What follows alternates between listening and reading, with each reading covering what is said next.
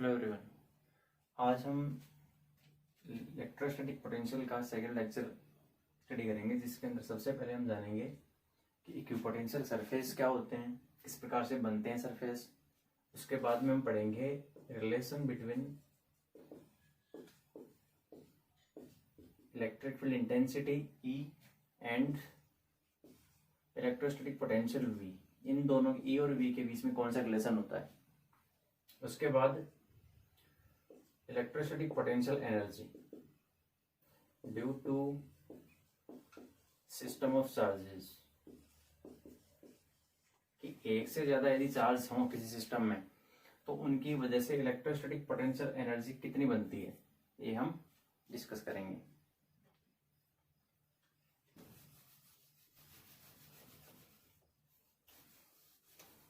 तो सबसे पहले हम जानते हैं कि ये इक्विपोटेंशियल सरफेस क्या होता है। इक्विपोटेंशियल सरफेस ऐसी सरफेस होती है जहां पर उस पूरी सरफेस के ऊपर, सपोज कीजिए ये सरफेस है कोई, पूरी सरफेस के ऊपर पोटेंशियल की वैल्यू सेम रहे। यदि इस सरफेस के ऊपर पोटेंशियल सरफेस S है और इसके ऊपर पोटेंशियल की वैल्यू यदि V है, तो पूरे सरफेस के थ्रू आउट यहाँ पर भी V होगा, इस पॉइंट पर भी, इस पॉइंट के ऊपर भी पोटेंशियल की वैल्यू V होगी और इस पॉइंट के ऊपर भी पोटेंशियल की वैल्यू V होगी। कोई सा भी पॉइंट आप चूज कर लीजिए, उस पर्टिकुलर पॉइंट के ऊपर पोटेंशियल की वैल्यू कितनी रहेगी, V ही रहेगी। तो इस पूरे सरफेस को हम क्या बोलेंगे, इक्विपोटेंशियल सरफेस। किस प्रकार से बनता है ये, सपोज कीजिए इलेक्ट्रिक फील्ड की डायरेक्शन मैंने मान ली x डायरेक्शन के अंदर है। इस प्रकार से इलेक्ट्रिक फील्ड लाइंस पास हो रही हैं। तो यहां पर यदि आपको इक्विपोटेंशियल सरफेस बनाना हो तो इक्विपोटेंशियल सरफेस की डेफिनेशन वो होती है कि ऐसे सरफेस जिसके एवरी पॉइंट पर, सभी पॉइंट के ऊपर पोटेंशियल की वैल्यू सेम रहे। तो इसके लिए हम किस प्रकार से देखो, यदि मैं ये वाला पॉइंट लेता हूं तो किसी यूनिट टेस्ट चार्ज को मुझे यहां तक लाने में कुछ वर्क डन करना पड़ेगा, वही किसमें स्टोर होगा, इलेक्ट्रोस्टैटिक पोटेंशियल के अंदर। जितना वर्क डन मुझे यहां तक लाने में करना पड़ रहा है, उतना ही वर्क डन इस पॉइंट तक, उतना ही वर्क डन इस पॉइंट तक, इतना ही इस पॉइंट तक। कहने का मतलब जब इनको मैं ज्वाइन करूंगा इन सभी पॉइंट्स को, तो ये जो लाइन बनेगी, ये जो प्लेन बनेगा, ये जो प्लेन इसको काट रहा है, इन फील्ड लाइंस को परपेंडिकुलर जो प्लेन काट रहा है, ये आपका क्या कहलाएगा, इक्विपोटेंशियल सरफेस। ये जो प्लेन बनेगा यहाँ पर परपेंडिकुलर, फॉर एग्जाम्पल यदि आप यहाँ पर बुक ले लीजिए, जो वो बुक जो जिस प्लेन का निर्माण कर रही है वो आपका क्या कहलाएगा, इक्विपोटेंशियल सरफेस। ये तो हो जाएगा किसके लिए, इस प्रकार से, यानी ये कौन सा प्लेन है, ये प्लेन है YZ प्लेन। ऐसे ही यहां पर इक्विपोटेंशियल सरफेस क्या होगा, ये होगा, इस प्रकार से बन सकता है। ये भी एक इक्विपोटेंशियल का एग्जाम्पल है। और एग्जाम्पल क्या है इसका, ये तो हमने बात कर ली कि फील्ड लाइन यदि किसी एक पर्टिकुलर डायरेक्शन में है तो वहां पर इक्विपोटेंशियल सरफेस उसके बिल्कुल परपेंडिकुलर हो जाएगा। फॉर एग्जांपल इलेक्ट्रिक फील्ड यदि x डायरेक्शन में है तो इक्विपोटेंशियल सरफेस बनेगा YZ प्लेन के अंदर। इलेक्ट्रिक फील्ड यदि y डायरेक्शन में है तो XZ प्लेन के अंदर क्या बनेगा, इक्विपोटेंशियल सरफेस बनेगा। अब हम बात करते हैं पॉइंट चार्ज। कि पॉइंट चार्ज की वजह से ये इक्विपोटेंशियल सरफेस कौन सी लाइंस होती हैं।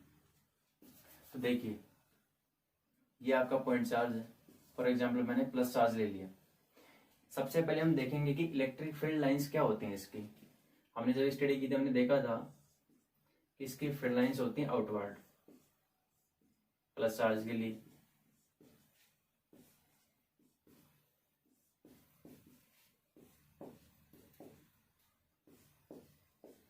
ये इसकी क्या होगी, जब डिस्टेंस बढ़ती जाएगी, जब दूर जाते जाएंगे तो इलेक्ट्रिक फील्ड इंटेंसिटी घटती जाएगी। ये इसकी होगी फील्ड लाइंस।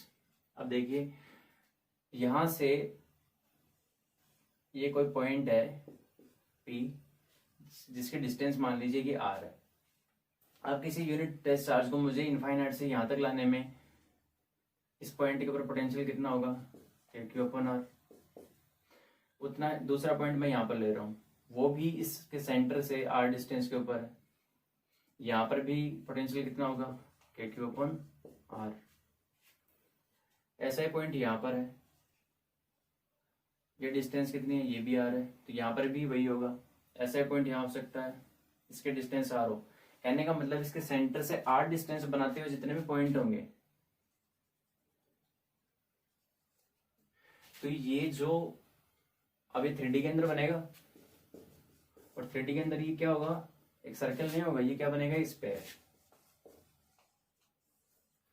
यानी जो पॉइंट चार्ज है, सपोज ये पॉइंट चार्ज है, इसके चारों ओर इक्वल रेडियस के जितने भी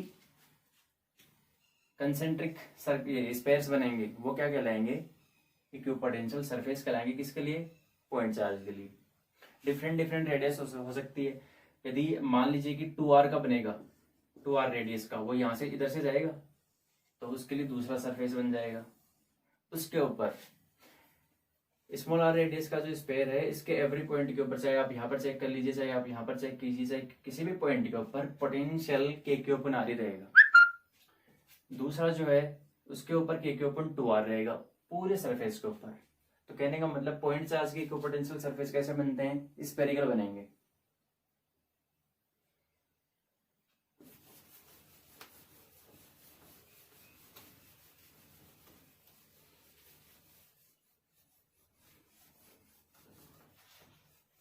तो ये तो हमने देख लिया कि इक्विपोटेंशियल सरफेस इस प्रकार से बनते हैं। जिस सरफेस के ऊपर इक्विपोटेंशियल की वैल्यू सेम रहे, that is called equipotential surface. उसके बाद में अब हम देखते हैं कि relation between electric field intensity और पोटेंशियल, इन दोनों के बीच में रिलेशन क्या होता है। रिलेशन निकालने के लिए एक फॉर्मूला है जो कि रिलेशन बताता है ए और बी के बीच में। हम वो किस प्रकार से डिराइव करेंगे, उसके लिए मैं दो इक्विपोटेंशियल सरफेस ले रहा हूं।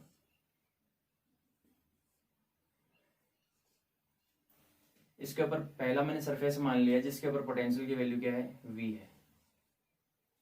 इसके ऊपर दूसरा कोई सरफेस प्रेजेंट है, इसके ऊपर पोटेंशियल की वैल्यू है V प्लस डेल्टा V। ठीक है, इसके ऊपर पोटेंशियल की वैल्यू V है, और जो दूसरा सरफेस है उसके ऊपर पोटेंशियल की value V plus delta V मैंने मान ली। इस सरफेस के ऊपर जो नीचे वाला सरफेस है, और एक ही सरफेस है, नीचे वाली सरफेस के ऊपर कोई पॉइंट मैंने ले लिए A, और ये इस प्रकार से हो सकता है कि दो कोई सरफेस हो गई, नीचे वाले सरफेस, ठीक है, उसके ऊपर कोई पॉइंट A मान लिया, जो ऊपर वाला सरफेस है, ठीक है, उसके ऊपर दूसरा पॉइंट मान लिया P, और वो कैसे है, वो बिल्कुल परपेंडिकुलर है। अच्छा, ये डिस्टेंस मैंने मान ली डेल्टा L। ठीक है जी, ये आपकी क्या है, equipotential surface.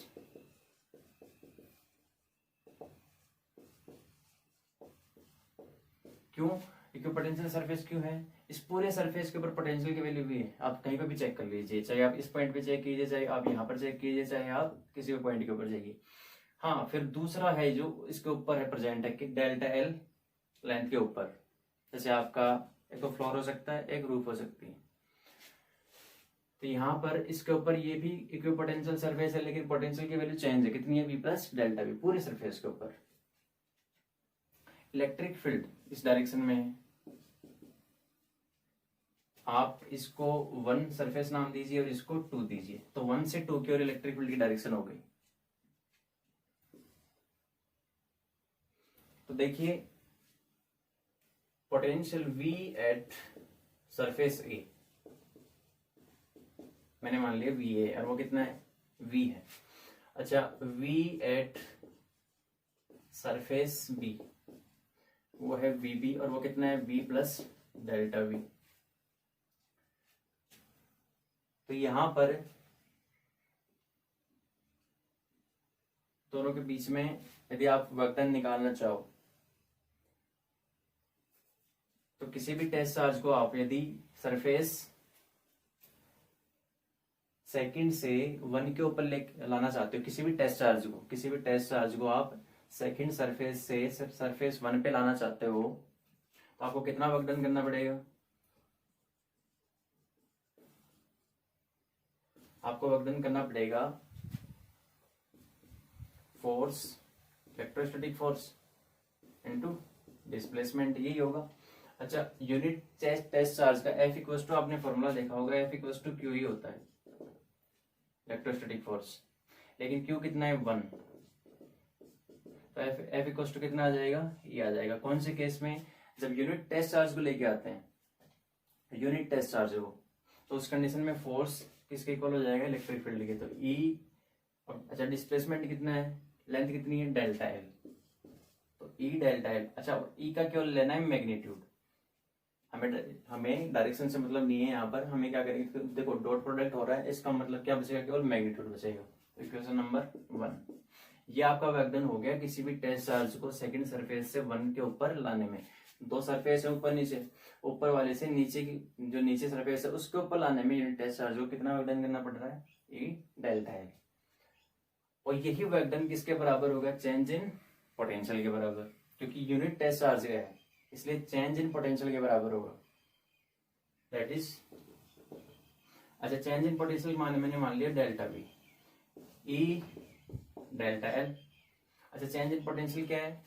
We A final minus V initial,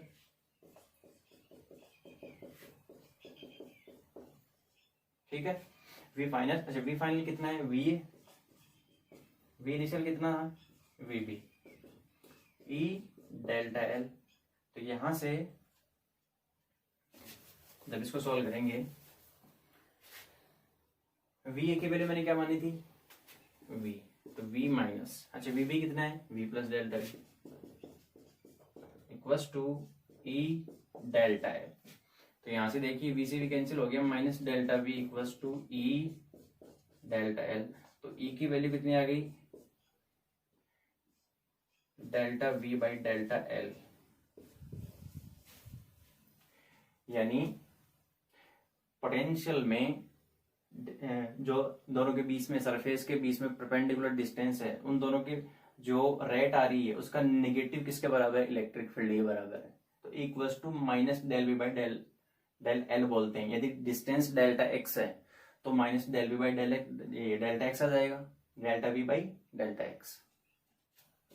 ये रिलेशन है इलेक्ट्रिक फील्ड में, इलेक्ट्रिक फील्ड ई और पोटेंशियल के अंदर, ठीक है। तो इलेक्ट्रिक फील्ड इंटेंसिटी किसके बराबर होती है? किसी पर्टिकुलर लेंथ में के सापेक्ष रिलेटिव में पोटेंशियल में कितना चेंज है, लेंथ के सापेक्ष पोटेंशियल में कितना चेंज है, उसके बराबर होता है इलेक्ट्रिक फील्ड इंटेंसिटी, और उसका नेगेटिव के बराबर, पॉजिटिव नहीं नेगेटिव के बराबर। ये रिलेशन है दोनों के बीच में। अच्छा, उसके बाद हम चलते हैं electrostatic potential energy due to system of charges.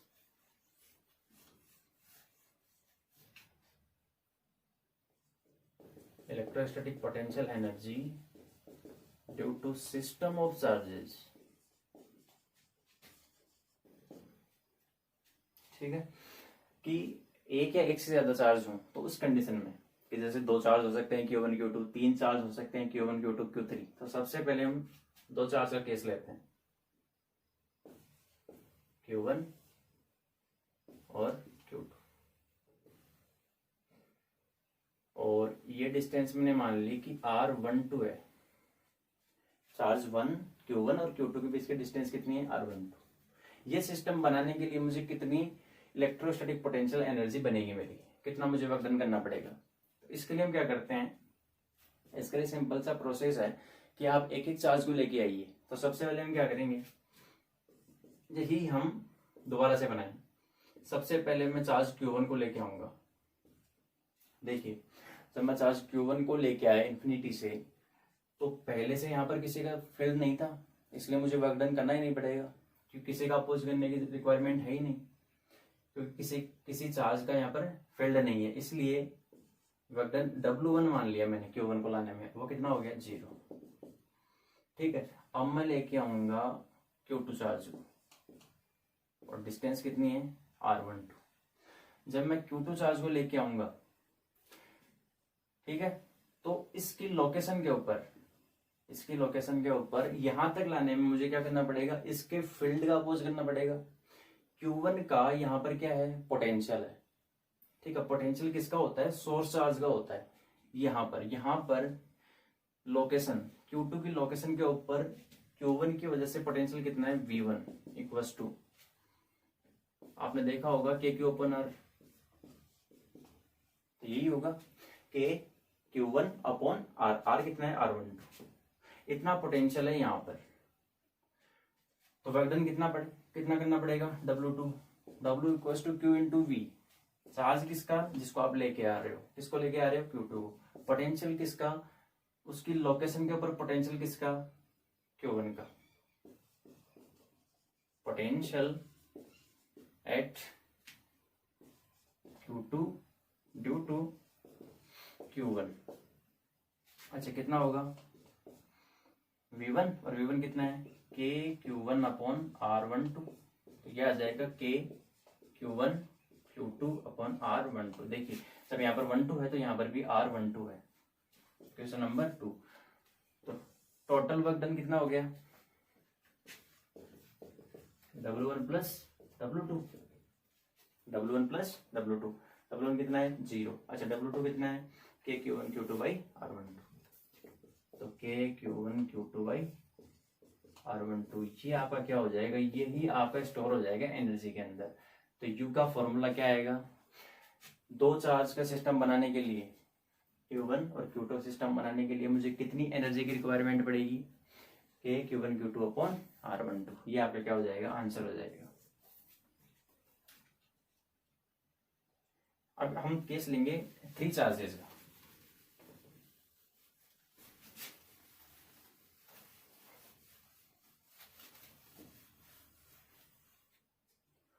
अब यदि यहां पर एक तीसरा चार्ज और रख दिया जाए Q3,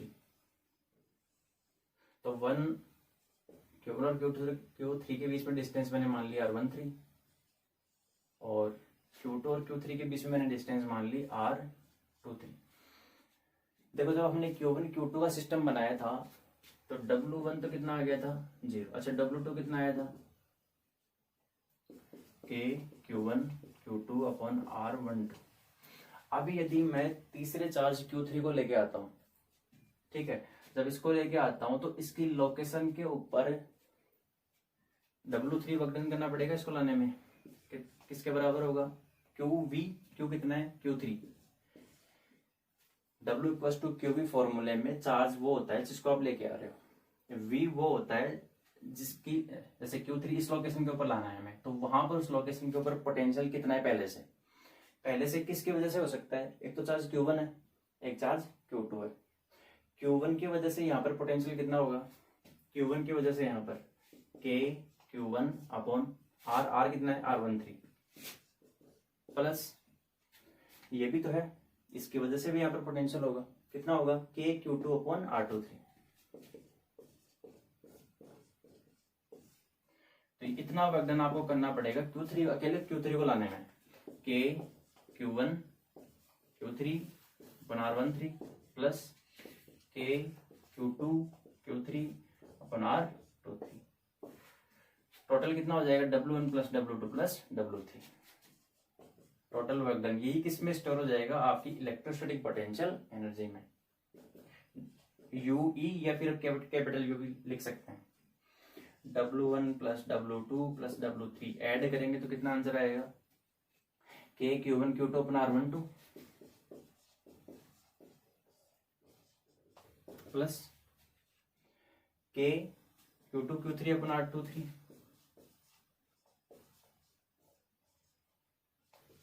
plus K Q1 Q3 upon R13, ये आपका क्या हो जाएगा, आंसर हो जाएगा। टोटल आपको इतना वर्क डन करना पड़ेगा, इतनी एनर्जी स्टोर होगी, ठीक है। तो सबसे पहले हम क्या करते हैं, एक एक चार्ज को लेके आते हैं। सबसे पहले Q1 को लेके आएंगे, तो Q1 को जब लेके आएंगे तो कोई भी चार्ज पहले से नहीं है, इसका मतलब किसी भी चार्ज का फील्ड वहां पर नहीं है, तो हमें वर्क डन कितना करना पड़ेगा 0। Q2 को लेके आएंगे तो Q1 के फील्ड के अपोज में काम करना पड़ेगा, इसलिए वर्क डन बनेगा। जब Q3 को लेके आएंगे तो 2 की वजह से पोटेंशियल होगा यहाँ पर, ठीक है। इस प्रकार से ये प्रोसीजर है वीडियो को रिपीट करके आप आसानी से देख लेना, समझ में आ जाएगा।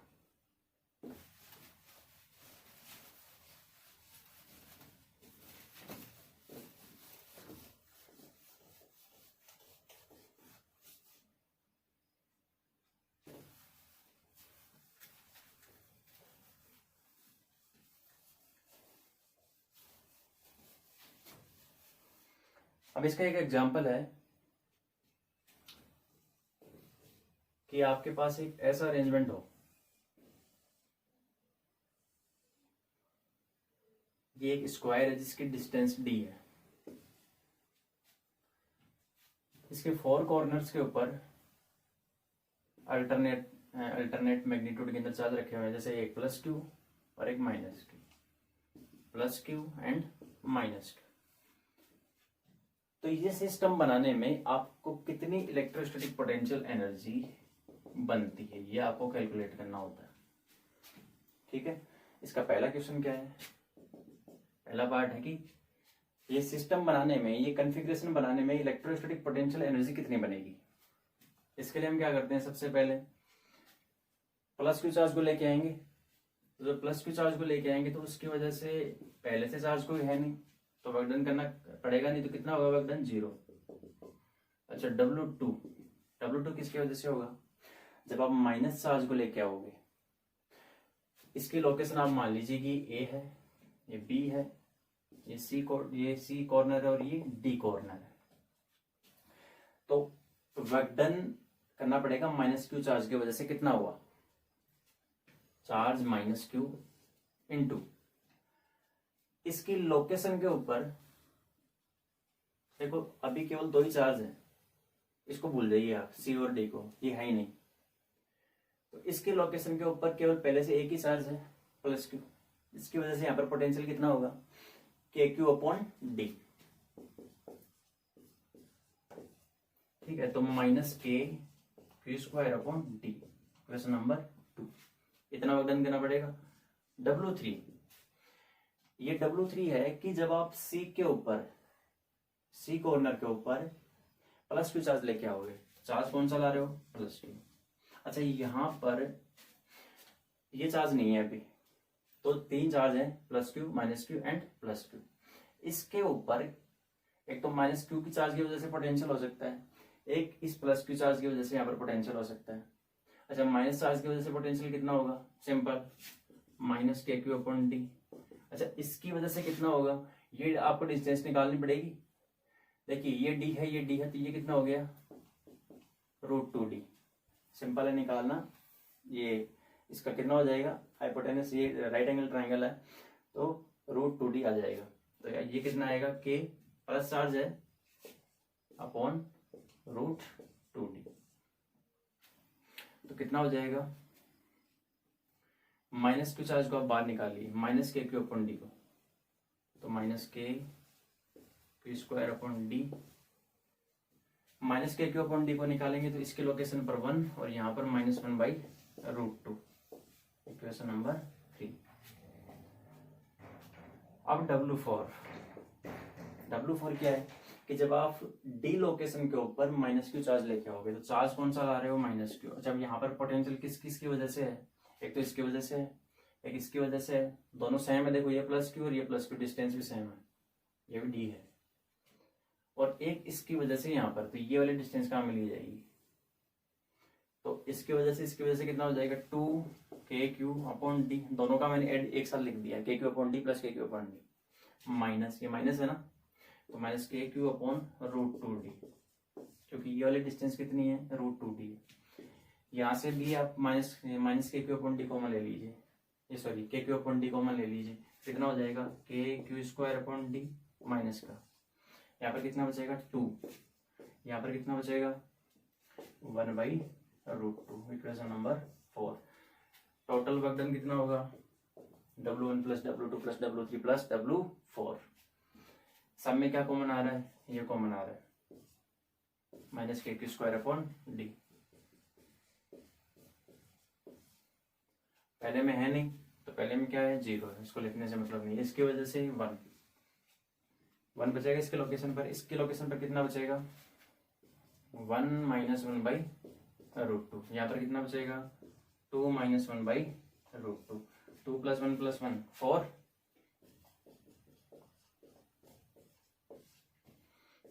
4। देखिए -1/√2 -1/√2 तो 2/√2 होगा, 2/√2, लेकिन इफेक्टिव कितना बचेगा √2 बचेगा। तो ये आपका क्या हो जाएगा आंसर, -kq² d 4 - √2। इतना आपको वर्कडन करना पड़ेगा। ये वर्कडन किस में स्टोर हो जाएगा, इलेक्ट्रोस्टैटिक पोटेंशियल एनर्जी यू के अंदर।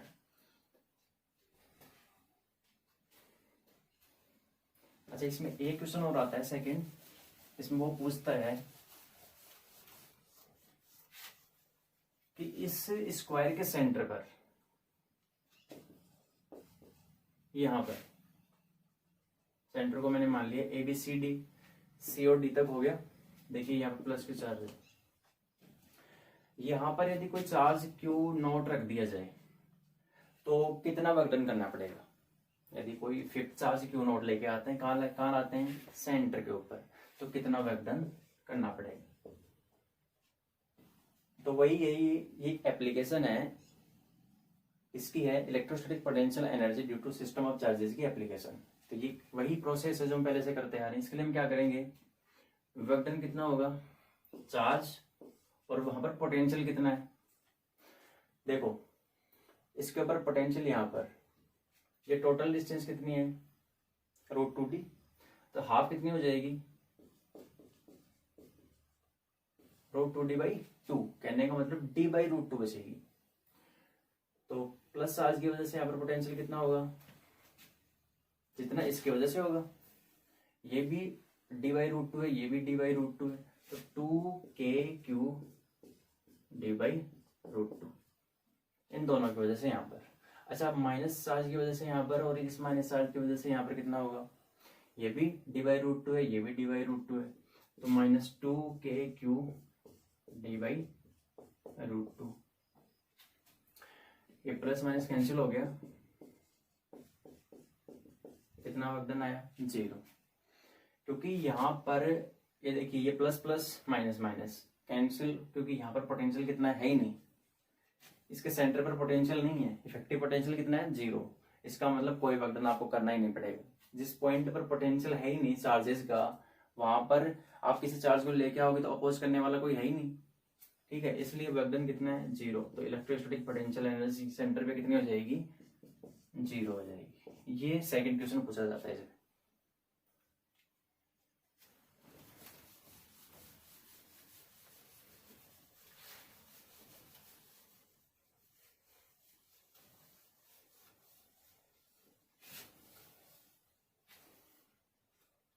तो इस वीडियो लेक्चर में हमने इक्वी पोटेंशियल सरफेस के बारे में पढ़ा है।